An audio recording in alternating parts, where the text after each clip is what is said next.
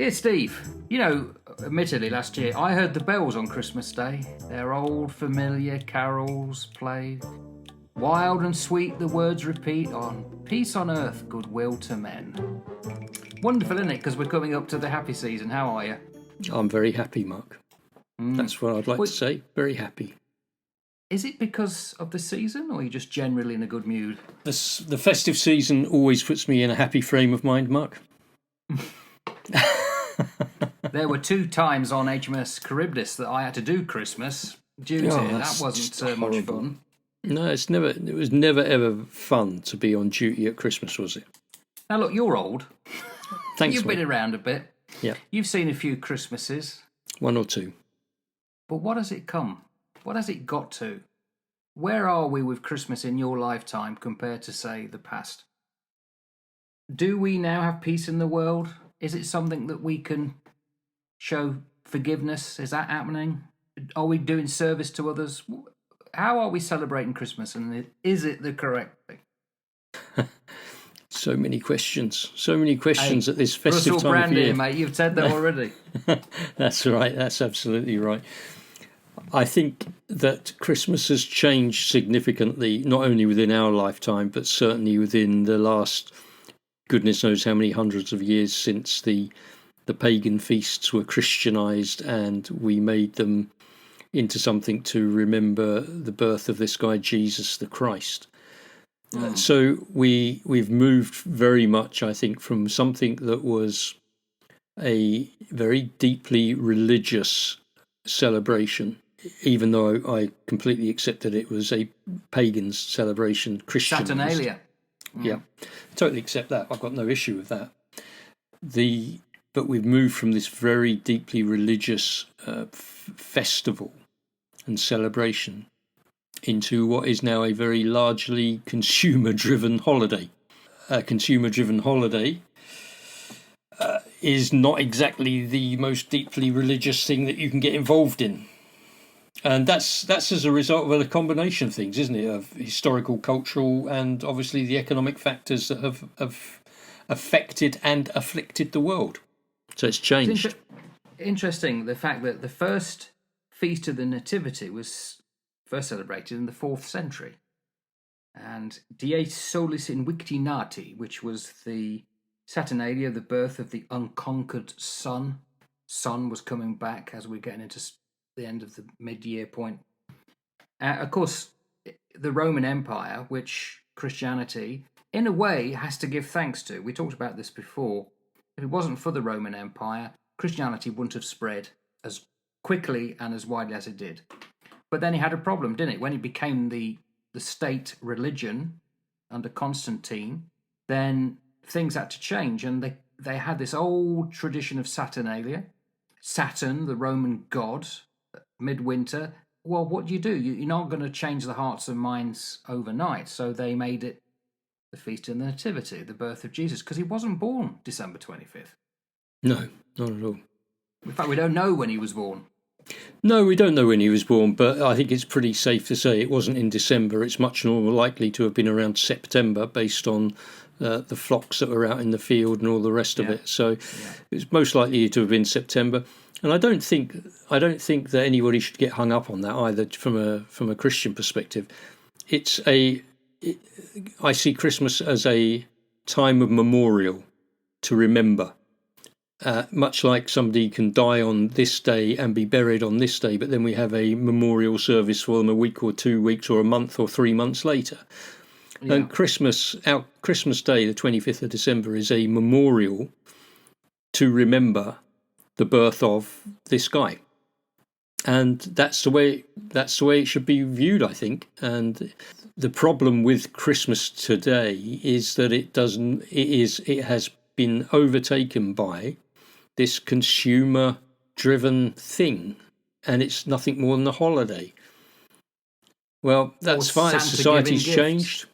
Yeah, and to giving gifts. Well, that sort of kicked in around about the 19th century, didn't it? We had the industrialisation in the 19th century over in the West, and you ended up with the rise of the middle class. You ended up with a lot more disposable income coming in. And so they started to give a few more gifts and that sort of thing. And it began to be I suppose, the thin end of the wedge in making Christmas a sort of more retail focused type of holiday, which I think is sad. You then couple that with the influence of the media, the influence of advertising, the influence of all of this sort of Christmas imagery being plonked into places with, I don't know, the modern Santa Claus with his yo ho ho jolly man in the red suit type of thing, hugely popularized in American culture in the 30s with the Coca-Cola adverts. Yeah. You know, and all of a sudden Santa is not only this jolly figure who's all Christmas is all about, he also drinks Coke, which is fantastic. So from a marketing ploy, it was absolutely superb. And then you build from that sort of Hollywood centre, and you have all of the great movies that have come out that everybody loves. One of my wife's favourites, Miracle on 34th Street, and all of that sort of thing. Oh, wow. You know, it's and you get all of this stuff: shopping, gift exchanges, consumerism, and that then becomes the focus of businesses that are wanting to target this pot of money, the filthy lucre, and it begins to overshadow the religious significance. Because let's face it, it's much better to go shopping than to sit on a cold pew in a cold church. Yeah, but I was going to say, if you look at the statistics, there's 8 billion people on the planet, of which they reckon 2.5 billion are so-called Christians. Now, we've done episodes on our other channel that will question that. There's a difference between churchianity and Christianity. And what is considered to be Christians, I don't think are. But they profess to follow a faith and believe in Jesus. So why are they putting up with this? Why is the West made this so secular when so many Christians supposedly are in the West? I guess because society itself has become much more secular. I think you have got fewer religious people or people in Western countries, particularly Western countries we're talking about, because that's where our breadth of experience lays. You've got much fewer people in Western countries who would say, yes, I identify as being Christian. You've got many Western countries, if not all Western countries, are multicultural. So Christmas itself has sort of evolved into a more diverse cultural thing rather than being focused on what it was about, which was the focus on Christ. It's now more about family gatherings, meals, recognizing what your blooming festive traditions are, what your cultural traditions were from the land which you came from. So you end up with all of those other things overtaking the previously deeply rooted religious significance and also probably the religious symbology that was associated with Christmas. Yeah, but don't forget, I think it might go in cycles, because in the mid-17th century, in the English-speaking world, Christmas was cancelled under Oliver Cromwell and the Puritans. Yep. And then it came back with venom. You're right to talk about the rise during in England we call the Victorian era, which is the 19th century, because post developed, and then effectively more shopping, and of course the advent of sugar and chocolate into chocolate, as we now know it, cacao to chocolate. Very nice chocolate, Mark. Very nice chocolate. I've had some very nice chocolate recently. Yes. Well, already. I might have opened that. Oh, look, fair enough. Early Christmas, why not? So, in effect, we can see the rise. And in certain crux periods in history, Christmas became very important. Think of World War One. You know, the armistice. Also, not the armistice, the time they stopped on Christmas Day to play football until the oiks above them said, no, you're not going to do that again. And I think you said it before, there are places in the world in which Christians are persecuted to this day, and Christmas is very important. It's in the West where we've lost sight of what really is important, and I'm not talking on a religious level here. A lot of people now don't think of community as much, or they're in their own bubble. So what the hell is it going to be? That's the wrong word. I should say that. What does Christmas mean to them? Yeah, you're absolutely right, and I think that touch that you just touched on there about community, our culture doesn't anymore emphasize community. It emphasizes individuality.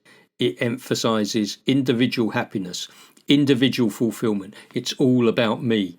And I think that Christmas is all about actually not you. It's all about bringing people around you. It's not just about your personal enjoyment of buying gifts and attending parties and eating all of that forbidden fatty food that's going to leave you stuffed for the next 6 days. Christmas is about coming together in communal worship, in reflection, and focusing on the spiritual themes that underline the memory of the birth of this man, which means that it's bringing yourself into a state of humility as you recognize the salvation that's available in him. And that is completely countercultural. The humility, absolutely. Oh, gosh, yeah. Now, I need to, for people listening here who may not be aware of our second channel, where Steve and I talk about scripture. Steve is a pastor, a Christian pastor. I am an atheist. But that doesn't mean I can't appreciate the message or scripture. I have a degree in theology and I taught it. So some of the things I'd like to bring up here now, I can very happily grab. And as a trigger warning to atheists who want me to not believe in God, I'm an atheist who believes in God. I use the word atheist as the old term. I don't follow any particular one religion, but I support religious people and I support the belief in God. I believe there is a God. So let's go through the 4 things that I've written down here about Christmas. Peace in the world. Okay, there isn't always peace in the world, but we would like to have peace in the world. I would like to see more people talking about that and more Christians, fun enough, because I think what tends to get lost in the Christian world, as it's Christmas, is that they're talking in their churches, but it's not necessarily getting outside the walls. And I don't know how, or even that is going to be receptive, or even people want that. But we know the state of play currently in the world. It'd be nice for people to advocate more for peace. You know, if we can advocate for lower prices in the supermarkets, I think we could do that quite easily. So that's the first thing. What do you think? Yeah, I would absolutely agree with you because I think that the balance of Christmas has been lost over time, right? So with this heavy commercialization, we have actually lost what this message is about. And your point was about peace in the world. Well, think about who Messiah was. Messiah was the one who's had his feet shod with the gospel of peace. So the gospel of peace, that's what the message of Christ is all about. It's about an eternal hope. It's about how God promises and points to his second coming in Christ. It's about giving people a hope and a vision for the world in which they live today. And it's about building and restoring broken relationships with people and humanity. And we do that by living Christ. You know, you heard me speaking on Sunday, and I quoted Gandhi again. I like your Christ. It's your Christians I don't like. They're so unlike your Christ. And I think that what Christians need to do is start to be a bit more like their Christ and actually be that point of restoration and reconciliation in the world. So are we going to get peace in the secular world? No, we're not. Are we going to get peace from people who are not peacemakers? No, we're not. Jesus didn't tell people to be peacekeepers. He said be a peacemaker. You know, that's part of the Beatitudes. Blessed are the peacemakers, you know, not the peacekeepers. We've got lots of peacekeepers in the world. We need peacemakers. And sadly, I don't think that we have many people who are geared that way these days because everything around us is governed to push us into points of conflict, fear, anxiety, tension, bad news. And we've talked about this before, you know, why is every time you switch the radio on or pop up your news feed, it's always bad news? Where's the good news? There is lots of good news going on in the world. We just don't get exposed to it.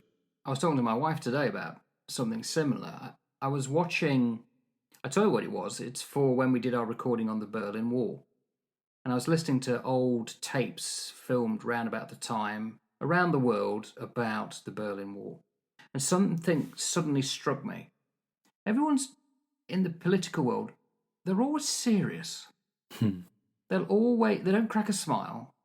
And of course, when we elect our politicians, we don't want them joking and messing around when it comes to, shall we have a hospital or shall we do this new road?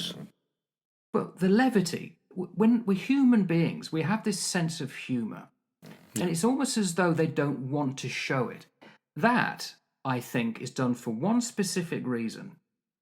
It's a mask to hide incompetency and somebody who doesn't fully grasp what they're talking about. Because some of these politicians get given these roles. They've never done them before. Why suddenly are they in charge of massive departments having to make decisions?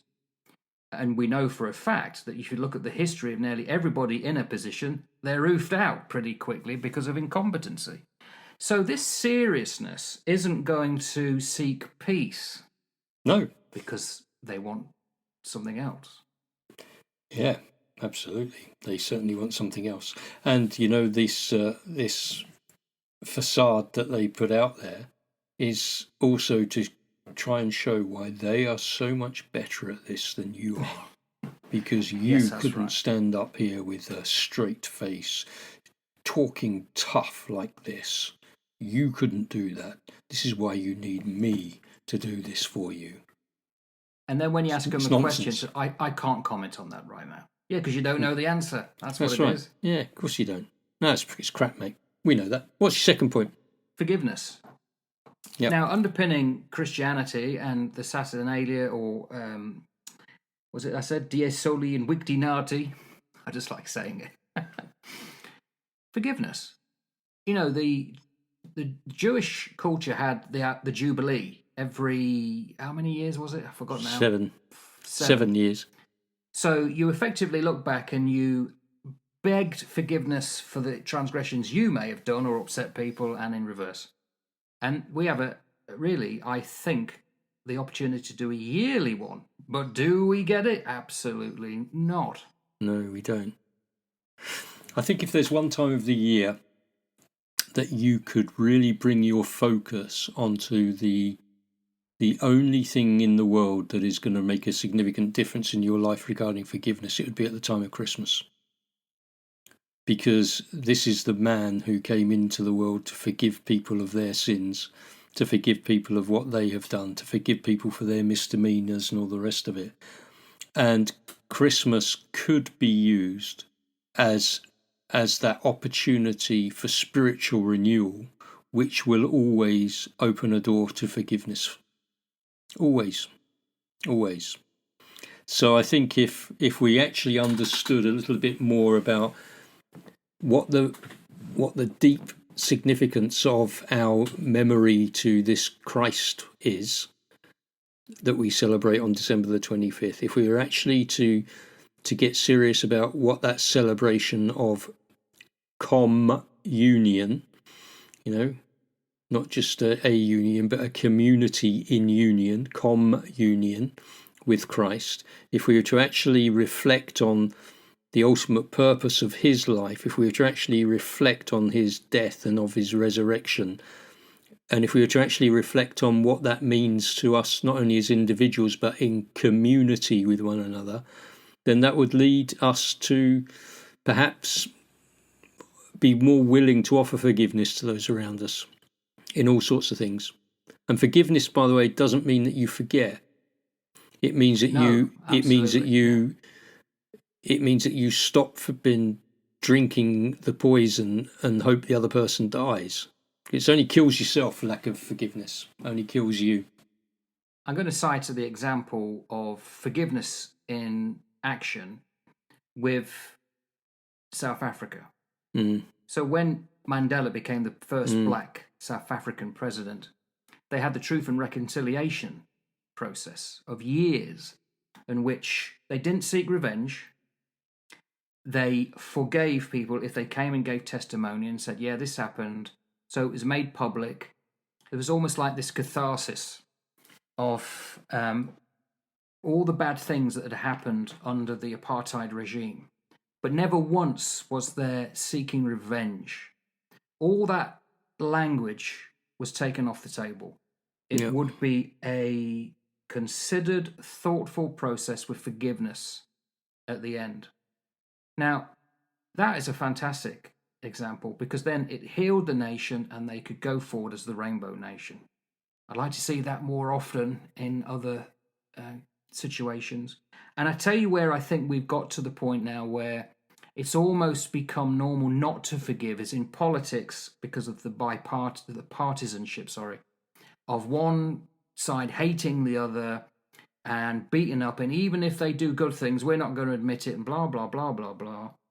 Every Christmas, we should be reminded to stop that bollocks and focus more on forgiveness. But of course, what stops it?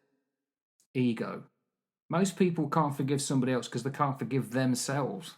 Yeah, that's right. Ego, pride, the belief that we are right and that we deserve. Actually, when you start to look at yourself and your own life and your own finitude in terms of the infinite scope of God, get real with yourself and stop thinking that you as an individual are more important than you actually are. You're important as a being, you're important as a human, but this sense of self-importance, get over yourself. You got to get over yourself. I've done lots of things in my life which I'm not proud of. I have been involved in lots of things which I would rather not have been involved in, looking back. And I have been on the receiving end of some forgiveness. And that enables not only the person that is doing the forgiving to get on and live their life, it also empowered me to make a significant change in my life.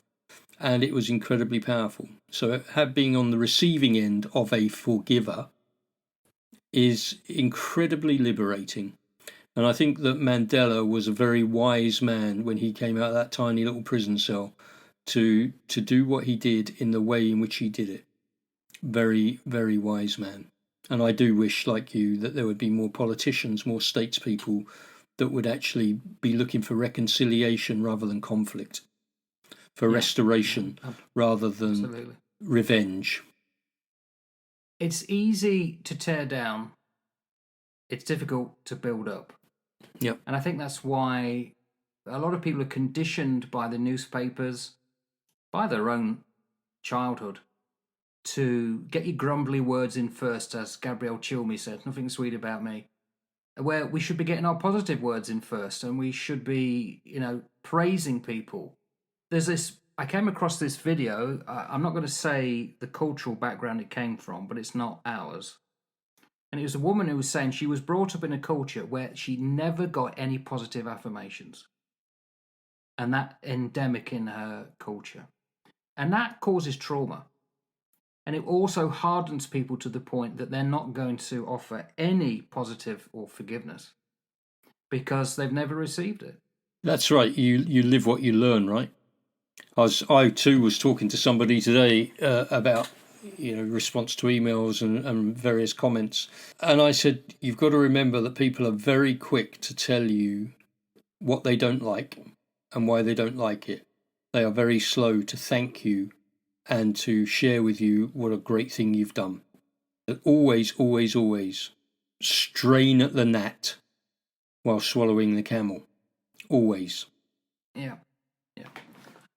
Sad. I like that saying. Should I go on to my third one? Yes, go for it. So I think, how do I put this across? And you would have heard this before, and perhaps some of our listeners. So when, at the end of your life, you're considering what your life was, you'll be thinking where you're going next.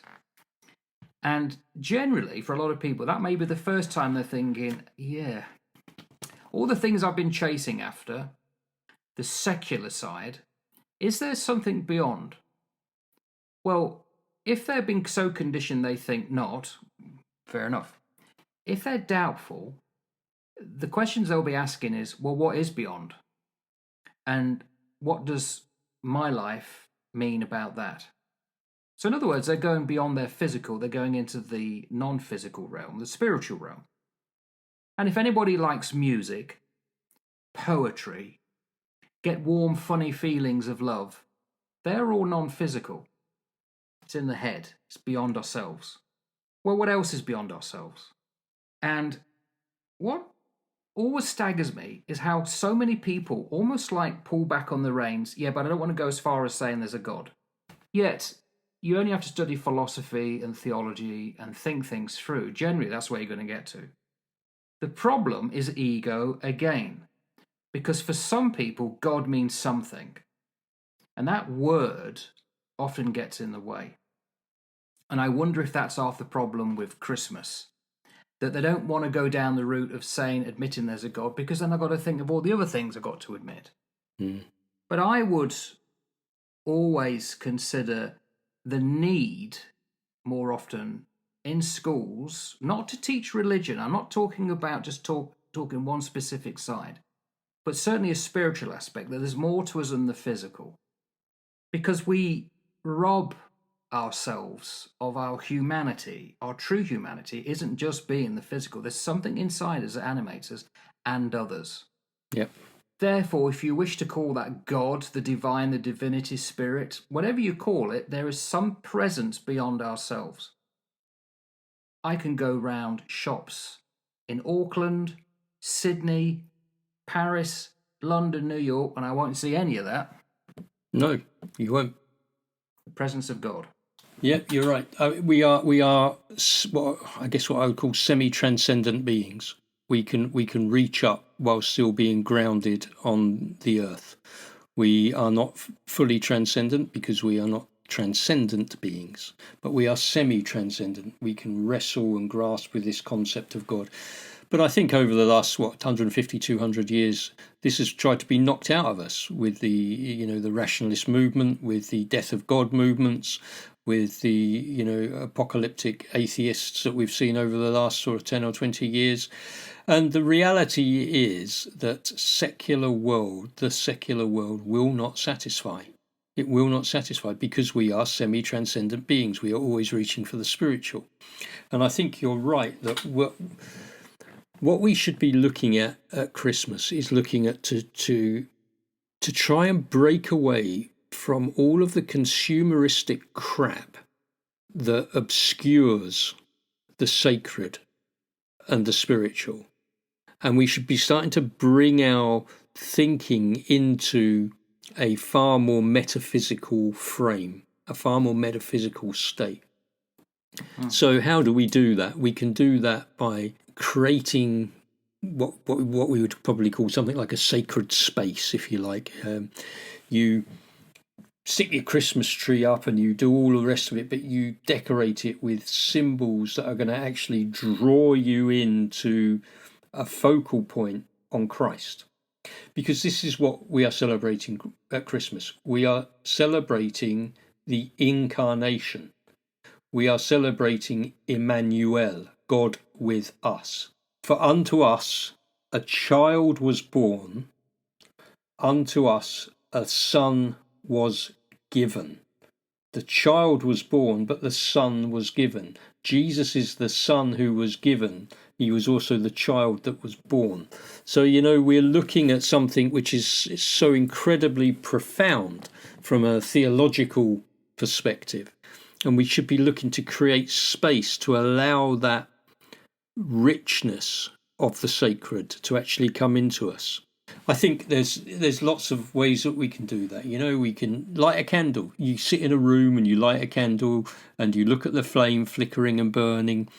And as you do that, you use that as a point of meditation, to pray, to focus your mind. It's what you do. And then get your family involved. Think about the traditions of the nativity. I don't know about you in your area where you are at the moment, but I've wandered around the streets here at night and there's some fantastic light displays. I haven't seen one. There is in Auckland, yeah, absolutely. I haven't seen one that has the nativity scene. All right. Lots of reindeers, lots of Father Christmas, lots of ho ho ho. I haven't seen one that's got the nativity scene. Just as an aside, I hadn't planned to talk about this, but often the reason certain cultural images are dropped off is because of embarrassment. So, for instance, many years after the fall of Nazism, no one in Germany could ever talk about Hinduism and the swastika on the hand. Swastika, yeah, of course. Yeah, because it was too close and it was like an embarrassment to show it. Are you trying to veil, say? So at Hindu weddings, you often get a card with a hand and the swastika on it, and it means the four corners of the earth. There's little dots, but it was too close to the past. So they were dropped out, and then you wouldn't find one for a long, well, probably even now. Are people dropping out the Christian icons because of embarrassment of how some Christians are behaving on the world stage? Or is it that in some cultures like Britain, I mean, I think, it may have been Eddie Izzard or Christopher Hitchens, I think. He said, the Church of England is a religion in which there is no God, almost. They've almost taken it out of the mix. There's some reason why they're not being shown, but they're showing everything else. It's almost like getting up to the line, but just not going that little bit further. It's almost like we've dialed up the Laodicean age, isn't it? Well, you need to explain that. Where the 7 letters to the 7 churches in the book of Revelation all reflect, in the way that they are lined up, the various ages of the church. And that doesn't mean to say that one age finishes and another one starts. They run sort of coterminously with each other. However, there are aspects and characteristics within each age that can get dialed up higher. So the last church, which is the Laodicean church, the characteristic that gets dialed up the highest there is that Christ is no longer in his church; he's outside, and so therefore he's been removed. It's an apostate age. So, and I think that is where many Western churches are. They are dialing up the apostate age, where they are embarrassed to talk about Christ. Lots of churches won't speak Christ. They won't speak the name of Jesus. They'll talk about God, because God is not offensive. But Jesus, who is what Christianity is all about, they won't talk about. Well, if they're not doing it, then they can't complain it's not being done in general society. Absolutely not. I don't expect general society to do it. I guess I'm trying to encourage people who have got any sort of spiritual desire or awakening or discernment, and who are fed up with the consumerism and the materialism of Christmas, to actually bring their focus onto who Christmas is about in terms of who we remember.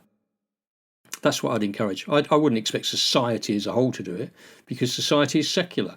We are not Christian. There is no Christian nation. No, but again, out of the 4, because I've got the 4th one to come, 3 is the one I thought might have problems with, but the first 2 should not have a problem. We should all want peace and forgiveness. As my 4th one.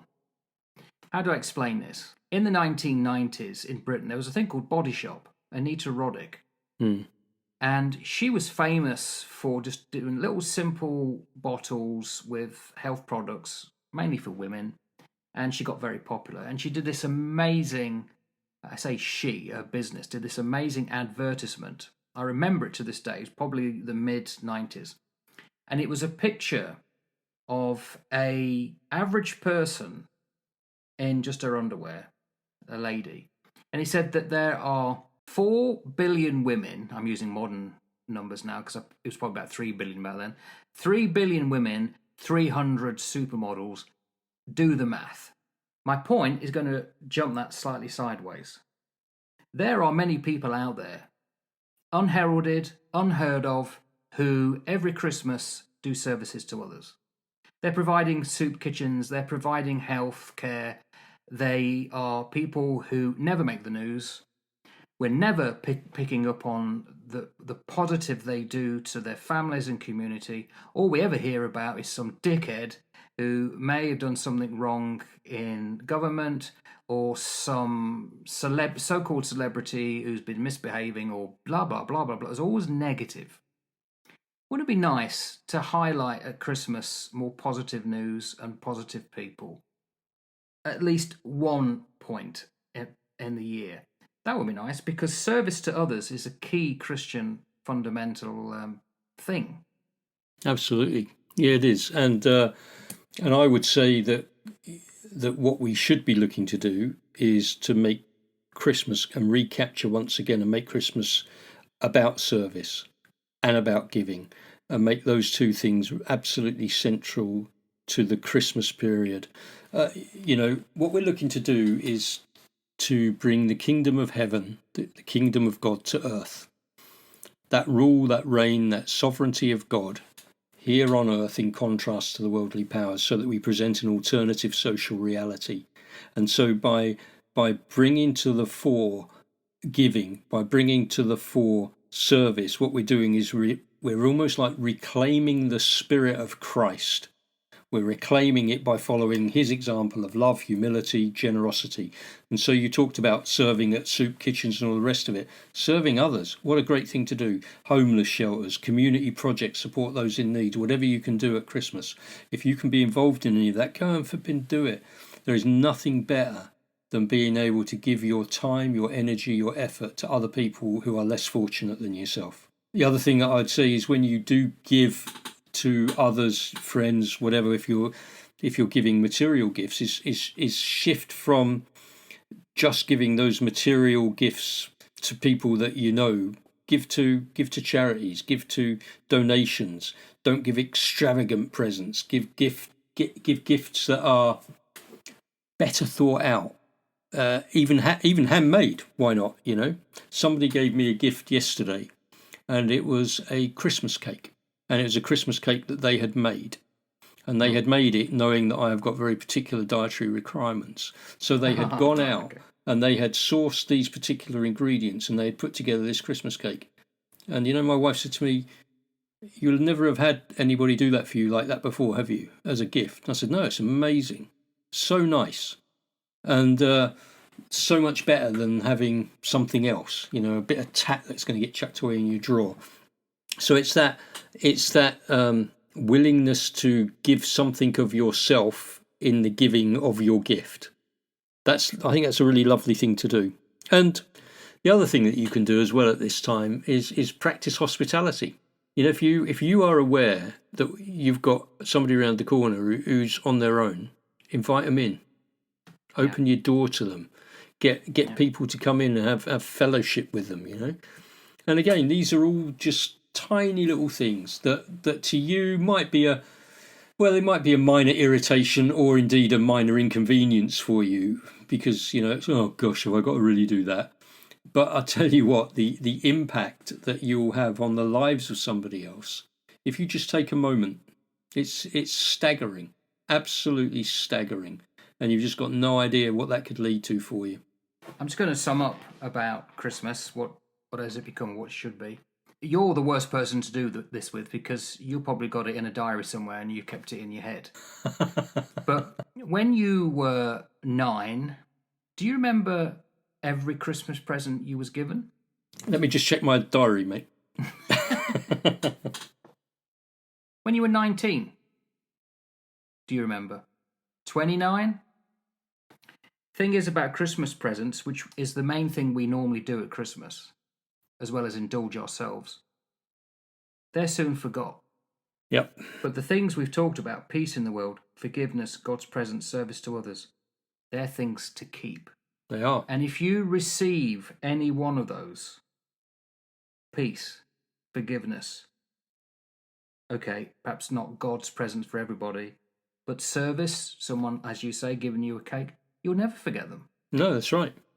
No, absolutely. And wouldn't it be not. nice then to be reminded that half the stuff that we do, 3/4 of the stuff, probably more at Christmas, you won't remember next year.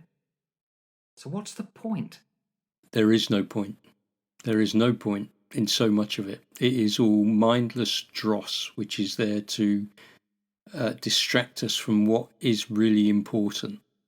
And I can tell you now that most people, I would say that no people lie on their deathbed going, I wish I had got more money in the bank. They will reflect on their life and they'll go, I wish I'd spent more time with my wife. I wish I'd spent more time with my son, my daughter, my grandkids.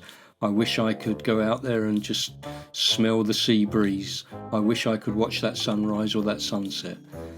These are the important things. And I think that we get distracted by society.